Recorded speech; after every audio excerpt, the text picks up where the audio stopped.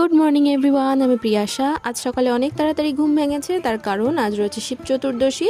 যদিও গতকালই শিব চতুর্দশী লেগে গেছে, তবে এ বাড়িতে বা বিয়ের আগে আমরা 12টার পরেই জল দিয়ে ফেলি। তো সেই জন্য একবারে সকালে রান্নাবান্না কমপ্লিট করে নিয়েছি। কর্তামশাই রয়েছে কলেজ আর পুকুর রয়েছে স্কুল।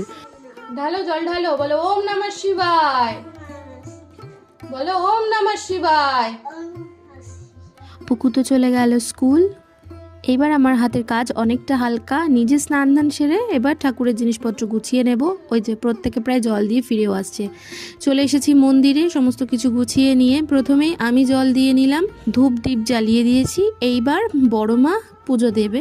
এটা আমাদেরই মন্দিরের ঠাকুর, আর প্রত্যেক বছর আমরা কিন্তু এখানেই আসি পুজো দিতে। স্নান সেরে কোনো রকমে একটা ছাপার শাড়ি পরেই চলে এসেছি। এইবার একটুখানি বাটিটা ধরতে হবে, কারণ বড় মা দুধ জল ঢালবে। আর আজকের গোটা দিনটা মানে পুজো করার পরে কিন্তু এই ফল সাবু রাতেও তাই এভাবেই কাটাবো।